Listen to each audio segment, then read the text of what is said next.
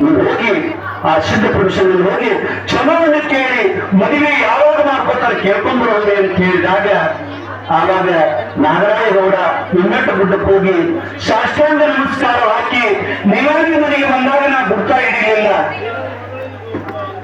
ಅದಕ್ಕಾಗಿ ನನ್ನ ತಪ್ಪ ಕ್ಷಮ ಮಾಡ್ರಿ.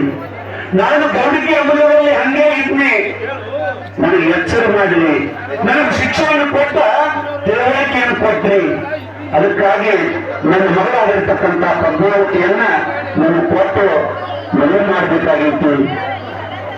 ಯಾವಾಗ ಮದುವೆ ಮಾಡ್ಕೊತೀರಿ ಅಂತ ಹೇಳಿ ಕೇಳಿದಾಗ ಅಮೋಘ ಸಿದ್ದೇಶ್ವರ ಹೇಳ್ತಾ ಇದ್ದಾನೆ, ನನ್ನ ಮಗಳು ನಾನು ಮದುವೆ ಮಾಡ್ಕೊಳಕ್ ಒಪ್ಪಿಗೆ ಕೊಟ್ಟಾರ ಏನ ಅಂತಂದಾಗ ಹೌದು ಎಲ್ಲರೂ ಒಪ್ಪಿಗೆ ಕೊಟ್ಟಾರ.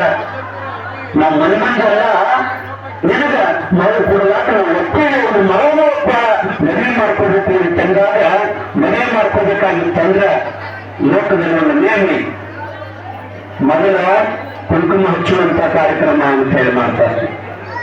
ಸಂಕ್ಷಿಪ್ತವಾಗಿ ಹೇಳ್ತೀವಿ, ಕುಂಕುಮ ಹಚ್ಚು ಕಾರ್ಯಕ್ರಮಕ್ಕೆ ಯಾರು ಬಂದ್ರು ಅಂತಂದ್ರೆ ಬೈಲು ಗೊತ್ತಾಗಿಸಿದ್ದ ಒಬ್ಬನೇ ಬರ್ತಾನೆ. ಒಬ್ಬನೇ ಬಂದ ಹಟ್ಟಿ ಒಳಗಿರ್ತಕ್ಕಂಥ ಎಲ್ಲ ಸ್ತ್ರೀ ಪುರುಷ ಜನರನ್ನು ಕರೆದುಕೊಂಡು ನಿಶ್ಚಯ ಕಾರ್ಯಕ್ರಮವನ್ನು ಮಾಡ್ತಾರೆ, ಕುಂಕುಮ ಹಚ್ಚು ಕಾರ್ಯಕ್ರಮ ಮಾಡ್ತಾರೆ.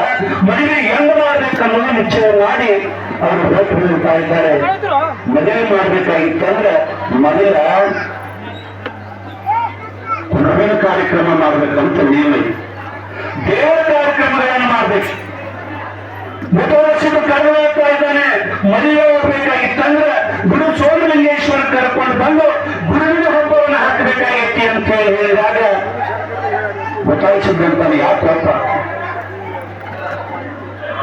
ಅದನ್ನು ಯಾಕೆ ಮಾಡಬೇಕು ಅಂತೇಳಿ ವಿಚಾರ ಮಾಡಿದಾಗ ಹಿಂದಿನ ಜನಕ್ಕೆಲ್ಲ ಯಾವಾಗ ಗುರುವಿನ ಕಾರ್ಯ ಆಕತಿ ಅದು ನಿರ್ವಿಘ್ನವಾಗಿ ಸಾಗುತ್ತಾ ಇದೆ.